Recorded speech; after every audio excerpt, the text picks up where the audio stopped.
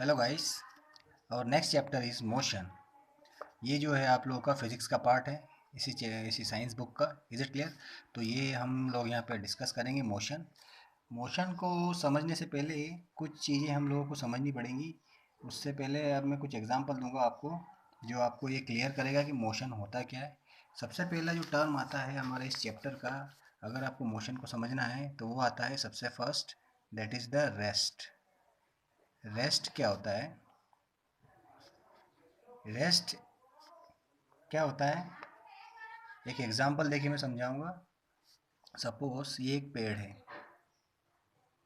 This is one tree, this is eight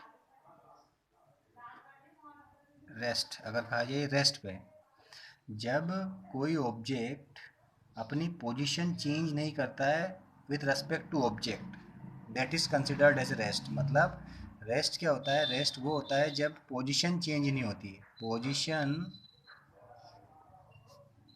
doesn't change,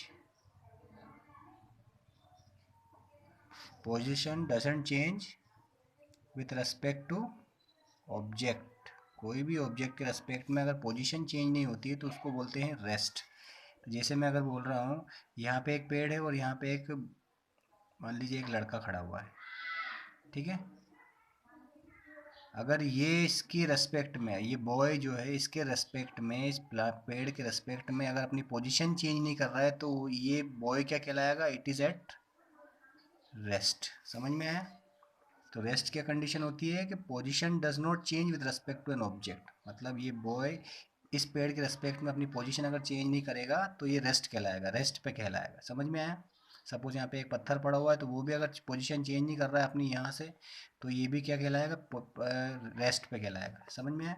जो हमारा main part है वो है इस चैप्टर का, वो क्या है? मोशन।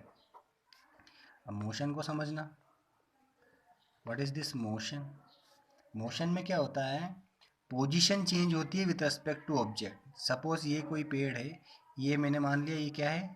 एक ऑब्जेक्ट मान लिया जो एक अपनी एक पोजीशन पे ही फिक्स है।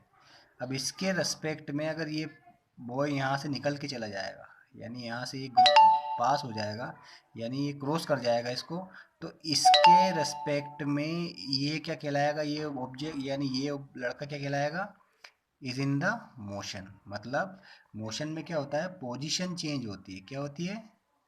Position change with respect to object.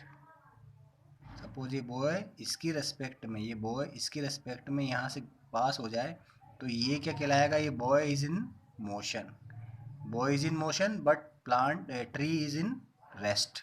ये रेस्ट पे लगेगा और ये मोशन में कहलाएगा। इतना क्लियर आ गया? समझ में आ गया? तो यही हमको इस चैप्टर में पढ़ना है, मोशन। क्लियर है? अब मोशन जो होते हैं तीन टाइप के होते हैं। Motion are of three types. क्या? Motion are of three type. एक होता है लीनियर मोशन, एक होता है सर्कुलेटरी मोशन, और एक होता है oscillatory motion. Linear motion, circulatory motion और ऑसिलेटरी मोशन। अब ये लीनियर मोशन क्या होता है? ये देखिए, ये बॉय यहाँ से एक लीनियर पोजीशन या स्ट्रेट पाथ में ऐसे यहाँ से इसको क्रॉस करके चला गया इसके रेस्पेक्ट में। तो ये वाला जो है, जब स्ट्रेट लाइन आती है ऐसे, जब कोई ऑब्जेक्ट एक पोजीशन से दूसरी पोजीशन पे स्ट्रेट पाथ में जाता है तो उसको बोलते हैं लीनियर मोशन। अब सर्कुलेटरी क्या होता है? सर्कुलेटरी में क्या होता है? कोई ऑब्जेक्ट सर्कल के फॉर्म में, यानी मान लीजिए यहाँ से स्टार्ट हुआ और ऐसे चल के यहाँ पे वापस आ गया, यानी सर्कल फॉर्म बना लिया उसने। सर्कल सर्कुलेटरी मोशन कहलाता है। सर्कल में उसने अपना पोजीशन चेंज किया, तो ऐसा जो मोशन होता है उसको बोलते हैं सर्कुलेटरी मोशन। ऑसिलेटरी क्या होता है? ऑसिलेटरी मोशन वो मोशन होता है जिसमें क्या होता है, एक मीन पोजीशन से कोई ऑब्जेक्ट आगे या पीछे जाता है ऐसे। समझ में आ रहा है? टू एंड फ्रो, यानी पेंडुलम का एग्जांपल देखिए आप। पेंडुलम देखा होगा आपने लोगों ने घड़ियों में, है ना? वो क्या करता है? अपनी एक मेन पोजीशन से ऐसे टू एंड फ्रो मोशन करता है। तो ऐसे जब कोई ऑब्जेक्ट अपना पोजीशन चेंज करता है तो उसको बोलते हैं ऑसिलेटरी मोशन। क्लियर है तीनों? अब हम लोगों को इस चैप्टर में लीनियर मोशन पे ज़्यादा फोकस करना है, क्योंकि ये सर्कुलेटरी और ये हमारे एनसीईआरटी के सिलेबस में नहीं है। क्लियर है? इतना क्लियर है आप लोगों को? चलिए, अब देखिए, सबसे इसके बाद हम लोग आते हैं ये तो रहे हमारे कुछ मोशंस, ये हम लीनियर मोशन बाद में डिस्कस करेंगे। उससे इस चैप्टर में हम आगे बढ़ेंगे, उससे पहले हम लोग कुछ क्वांटिटीज़ के बारे में जानेंगे। पहले फिजिकल क्वांटिटीज़ क्या होती है।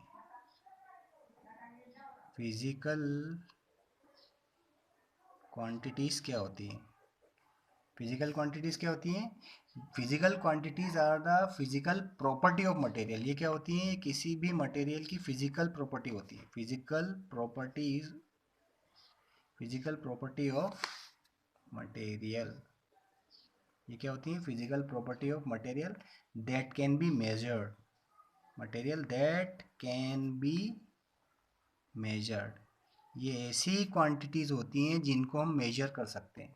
इसका एग्जांपल अगर आप देखोगे, हाइट हम मेजर कर सकते हैं, हाइट। वेट हम मेजर कर सकते हैं, वेट। तो फिजिकल क्वांटिटी में वो क्वांटिटी आती हैं जिनको हम मेजर कर सकते हैं, ठीक है। ये सब फिजिकल प्रॉपर्टी होती है किसी भी एक पर्टिकुलर मटेरियल की, उनको बोलते हैं फिजिकल क्वांटिटीज़। क्लियर है, इतना समझ में आ गया। अब ये जो फिजिकल क्वांटिटीज होती हैं दो टाइप की होती है, इनके टाइप्स होते हैं। फिजिकल क्वांटिटी के टाइप्स क्या होते हैं, एक होती है स्केलर क्वांटिटी, दूसरी होती है वेक्टर क्वांटिटीज। दो प्रकार की क्वांटिटी होती है, ठीक है। फिजिकल क्वांटिटी समझ में आ रहा है ना। Physical quantity of material that can be measured, जिनको हम मेजर कर सकते हैं उनको फिजिकल क्वांटिटी बोल सकते हैं। जैसे हाइट हुई, वेट हुआ, ये एग्जांपल है, हम इनको मेजर कर सकते हैं, ठीक है। अब ये दो प्रकार की होती है, स्केलर क्वांटिटी और एक होती है वेक्टर क्वांटिटी। अब हम देखेंगे ये स्केलर क्वांटिटी क्या होती है और वेक्टर क्वांटिटी होती क्या होती है। देखिए सबसे पहले देखिए स्केलर क्वांटिटी। स्केलर क्वांटिटी वो क्वांटिटी होती है जिनमें मैग्नीट्यूड होता है बट डायरेक्शन नहीं होती। Scalar quantities are those quantity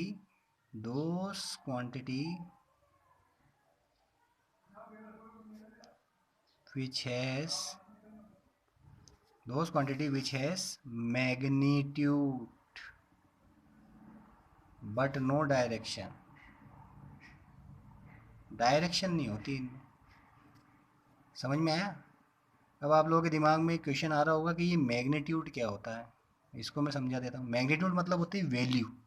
जैसे इसकी वैल्यू मैं बताता हूँ, वैल्यू के फॉर्म में आप समझिए। जैसे मैं बोल रहा हूँ मास के फॉर्म में 30 kg, ये एक वैल्यू बता रहा है कि हाँ 30 kg क्वांटिटी बता रहा है। समझ में आ रहा है। तो जब ये नंबर के फॉर्म में हम ये आ जाता है तो हम इसको बोलते हैं मैग्नीट्यूड। 30 kg, 20 किलोमीटर, है ना, 50 किलोमीटर। ये देखो ये मैग्नीट्यूड बता रहा है, एक तरीके से वैल्यू पता चल रही है। हम उसको नंबर के फॉर्म में हमको वैल्यू पता चल जाती है, उसको बोलते हैं मैग्नीट्यूड। मतलब किसी भी क्वांटिटी की वैल्यू या उसकी मैग्नीट्यूड जो होती है नंबर न्यूमेरिक फॉर्म में रहती है। 30 kg, 20 kg, is it clear.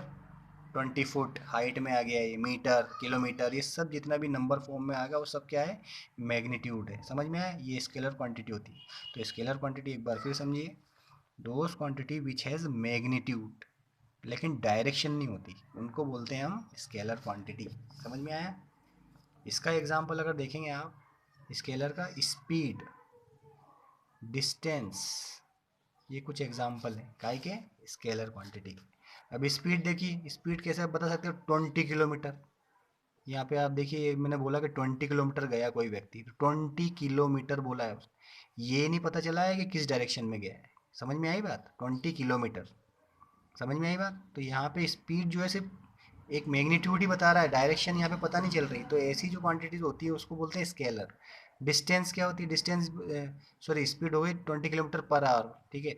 और स्पीड की डिस्टेंस क्या हो जाएगी, मान लीजिए डिस्टेंस का एग्जांपल देखिए आप, 50 किलोमीटर, है ना, 50 किलोमीटर गया डिस्टेंस, ठीक है। डायरेक्शन नहीं है लेकिन मैग्नीट्यूड पता चल रही 50 किलोमीटर, ठीक है। स्पीड यहाँ पे 20 किलोमीटर पर आवर कर दिया, क्योंकि स्पीड जो होती है डिस्टेंस अपॉन टाइम होती है, तो ये यूनिट है इसका। 20 किलोमीटर की स्पीड से गया वो, है ना। कहाँ गया, किधर गया, डायरेक्शन का कोई मेंशन नहीं है। तो ऐसी जो क्वांटिटीज़ होती हैं उनको बोलते हैं स्केलर क्वांटिटी। अगली जो क्वांटिटी आती है उसको बोलते हैं वेक्टर क्वांटिटी। अब ये वेक्टर क्वांटिटी क्या होती है भाई। वेक्टर क्वांटिटी क्या होती है, वो होती है जिसमें क्या होता है, विच हैज़ बोथ मैग्नीट्यूड भी होता है एंड डायरेक्शन भी, जिसमें क्या होता है, मैग्नीट्यूड भी होता है और डायरेक्शन भी होता है। उनको बोलते हैं हम, क्या बोलते हैं, वेक्टर क्वांटिटी। वेक्टर क्वांटिटी, जैसे मैं एक एग्जांपल देता हूँ आप लोगों को। मैंने बोला कोई व्यक्ति 20 किलोमीटर गया ईस्ट में। एग्जाम्पल अगर देखा जाए, एक एग्जाम्पल समझना आप, मैं बोल रहा हूँ, इसके जो एग्जाम्पल हैं वो आते हैं, वेलोसिटी आ गई, एसेलरेशन आ गया, ये इसके एग्जाम्पल हैं। वेलोसिटी, एसेलरेशन, ये जो है इसके एग्जाम्पल है वेक्टर क्वांटिटीज़ के, ठीक है। अब इसको समझना कि इसमें इन वेलोसिटी, एसेलरेशन, इनको वेक्टर क्यों बोलते हैं, क्योंकि इनमें मैग्नीट्यूड भी होता है और डायरेक्शन भी होती है। मतलब मैग्नीट्यूड मतलब मैंने बोला कि कोई व्यक्ति 20 किलोमीटर गया ईस्ट में, तो देखिए यहाँ पे आपको समझ में आ रहा होगा, वो 20 किलोमीटर तो गया, क्या इसकी ये मैग्नीट्यूड बता रहा है, और ये क्या बता रहा है, ईस्ट, उसकी डायरेक्शन बता रहा है। तो जब जहाँ पे मैग्नीट्यूड भी आ जाए और डायरेक्शन भी आ जाए, ऐसी क्वांटिटी को हम क्या बोलते हैं, वेक्टर क्वांटिटी बोलते हैं। क्या बोलते हैं, वेक्टर क्वांटिटी। समझ में आ रहा है। तो vector quantity are those quantities which has both magnitude and direction. Example समझ में आ रहा है, 20 किलोमीटर ईस्ट गया, समझ में आया। इसके कुछ एग्जाम्पल हैं, वेलोसिटी एंड एक्सेलरेशन। अब देखिए ये तो थी हमारी कुछ फिजिकल क्वांटिटीज ऑफ मोशन। अब हमको जो कुछ बेसिक टर्म्स जो हैं फिजिकल क्वांटिटी के, जो हमको इस चैप्टर में पढ़ने हैं, वो क्या क्या हैं। देखिए आप लोगों का ये जो पार्ट है डिस्क्राइबिंग मोशन, मैंने आप लोग समझा दिया है। अभी मैं सारा कुछ समझाऊंगा आपको। इसमें हमको देखना है motion along in a straight line, फिर उसके बाद हमको देखना है uniform motion, non uniform motion, फिर मेजरिंग करना है रेट ऑफ मोशन क्या होता है, ठीक है, एवरेज स्पीड क्या होती है, एवरेज वेलोसिटी क्या होती है, ये हमको पढ़ना है, स्पीड विद डायरेक्शन क्या होता है, ठीक है। फिर न्यूमेरिकल्स भी देखने हैं हमको बहुत सारे, फिर वेलोसिटी क्या होती है, rate of change of velocity क्या होती है, ये हमको समझना है, ठीक है। फिर ग्राफिकल रिप्रेजेंटेशन देखना है, distance time graph, velocity time graph, ऐसे करके हमारा ये चैप्टर होगा। और उसके बाद लास्ट में आएगी हमारी इक्वेशन ऑफ मोशंस। क्लियर, और फिर ये चैप्टर आप लोगों का फिनिश हो जाएगा। तो मैं आप लोगों को डायरेक्टली यहाँ पे बुक में ही समझाऊंगा। इसके बाद जो हमको मेन इस चैप्टर में पढ़ना है, क्या क्या पढ़ना है हमको, इसकी फिजिकल क्वांटिटीज़ पढ़ने हैं। अब कौन कौन सी फिजिकल क्वांटिटीज़ हैं, कौन कौन सी फिजिकल क्वांटिटीज़ है मोशन की, जो हमको इस चैप्टर में पढ़ना है। फिजिकल क्वांटिटीज़ ऑफ मोशन में बहुत सारी चीज़ें आती हैं, जिसमें सबसे पहला आता है हमारा डिस्टेंस, दूसरा आता है हमारा डिस्प्लेसमेंट, तीसरा आता है हमारा स्पीड, चौथा आता है हमारा वेलोसिटी, पांचवा आता है हमारा नॉन यूनिफॉर्म और uniform motion, uniform and non uniform motion, फिर आता है एक्सेलरेशन, और फिर लास्ट में हमको इसमें पढ़ना है इक्वेशन ऑफ मोशन। तो ये सारी चीज़ें हमको इस चैप्टर में डिस्कस करनी है। यानी फिजिकल क्वांटिटीज़ ऑफ मोशन जो है कौन कौन सी हैं, distance, displacement, speed, velocity, uniform and non uniform motion, acceleration, equation of motion. तो एक एक करके हमको ये सारा चीज़ यहाँ पे समझना है इस चैप्टर में। समझ में आया। सबसे पहला जो पार्ट है वो है हमारा डिस्टेंस। डिस्टेंस क्या होता है, इसको हमको समझना है। डिस्टेंस क्या होता है, मैं समझिएगा इसको। The actual path length travelled by N object, मतलब अगर मैं डेफिनेशन इसकी लिखूं तो क्या है, the actual path length travelled by an object.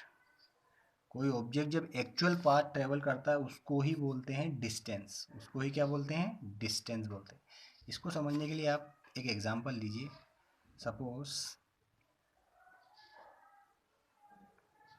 मैं एग्जांपल लीजिए इसको, सपोज, ठीक है, इसको एग्जांपल लीजिए। यह है 0 किलोमीटर, ये हो गया आपका नेक्स्ट 40 किलोमीटर, मैंने ले लिया 60 किलोमीटर, और लास्ट ले लिया 100 किलोमीटर। ठीक है, ये किलोमीटर में है। अब ये पोजीशन मैंने बता दी, A B C डी, ठीक है, ये पोजीशन होगी। अब मैं क्या बोल रहा हूँ, डिस्टेंस क्या होती है, the actual path length travelled by an object. तो एक्चुअल पाथ लेंथ, सपोज मैं बोल रहा हूँ कोई ऑब्जेक्ट ए है, ये पोजीशन ए है, कोई ऑब्जेक्ट जो है इस पोजीशन से कहाँ गया, डी पे गया, यानी उसकी एक्चुअल पाथ लेंथ कितनी होगी, 100 किलोमीटर, वो यहाँ से यहाँ तक गया सपोज। तो यहाँ से यहाँ तक जब वो गया तो उसकी एक्चुअल पाथ लेंथ क्या आई, 100 किलोमीटर आई। तो यहाँ से यहाँ तक जब वो डिस्टेंस ट्रेवल करके गया, दैट इज़ द डिस्टेंस, मतलब यहाँ से लेकर यहाँ तक जो गया, ए से लेकर डी तक की जो पोजीशन आई या पाथ लेंथ आया, दैट इज़ द डिस्टेंस। ये एक्चुअल पाथ लेंथ जहाँ इनिशियल से गया और फाइनल पे जाके रुक गया, समझ में आया, this is the distance covered by the object. चाहे तो वो यहाँ से देखिए, अब देखिए, अब मैं एग्जांपल देता हूँ, अगर वो यहाँ से यहाँ गया तो इसकी डिस्टेंस कितनी होगी, 100 किलोमीटर। अगर वो यहाँ से वापस स्टार्ट करके इधर साइड चला गया, सी पोजीशन पे आ गया, तो उसकी डिस्टेंस कितनी हो जाएगी, 100 प्लस दिस इज डिस्टेंस। तो ये डिस्टेंस कितनी हो जाएगी, ये तो हो गई 40, क्योंकि ये 60 माइनस 100 करोगे तो 40 आएगी। तो क्या हो जाएगी, यहाँ तक तो हो गई क्या, ए से डी तक की पोजीशन 100 किलोमीटर, लेकिन जब वो यहाँ से यहाँ तक गया तो कितनी हो जाएगी, ये 40 किलोमीटर है। तो ये टोटल डिस्टेंस कितनी आ जाएगी उसकी, 140 किलोमीटर। तो ये भी क्या है, इसकी एक्चुअल पाथ लेंथ है, वो भले चाहे इस पोजीशन पे आए या इस पोजीशन पे आए।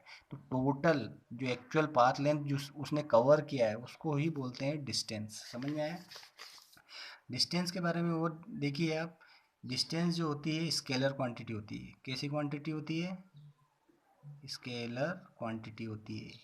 It has a scalar, distance is a scalar quantity. Scalar quantity मतलब क्या, इसमें सिर्फ मैग्नीट्यूड है, देखिए यहाँ पे मैग्नीट्यूड दिख रहा है आपको, 40 किलोमीटर, 140 किलोमीटर, 100 किलोमीटर। डायरेक्शन के बारे में पता नहीं है आप, क्लियर है, तो इसको क्या बोल सकते हैं हम, it is a scalar quantity. It can be positive, ये क्या पॉजिटिव हो सकती है, it can be positive but can't be zero, ये जीरो नहीं हो सकती, हमेशा ये पॉजिटिव ही रहेगी। क्या, डिस्टेंस हमेशा पॉजिटिव रहती है, कभी भी नेगेटिव नहीं होती। ऐसा नहीं होता कि मैं -40 किलोमीटर चला गया, ऐसा कभी सुना है क्या आपने, ऐसा नहीं होता।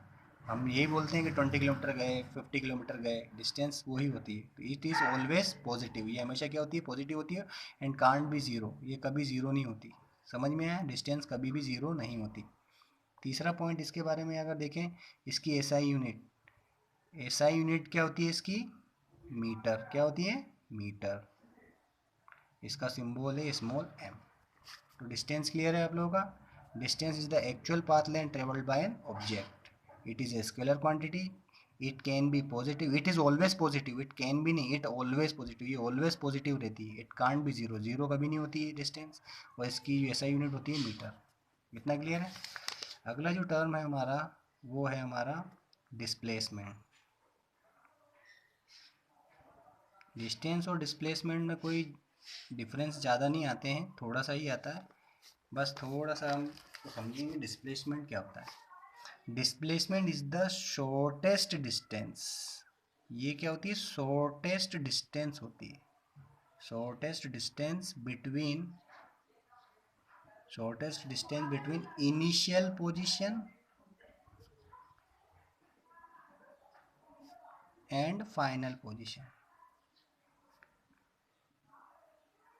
समझ रहे हो।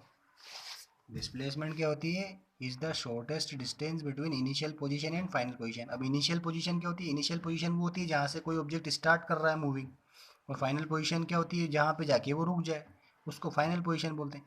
तो जब शॉर्टेड, जब हम उस डिस्टेंस में अगर शॉर्ट डिस्टेंस निकाल लेते हैं तो वो डिस्प्लेसमेंट होता है। इसका एग्जांपल देखिए आप, मान लीजिए कोई ऑब्जेक्ट यहाँ से लेकर 100 किलोमीटर तक गया, ठीक है, और फिर वो 60 किलोमीटर आ गया।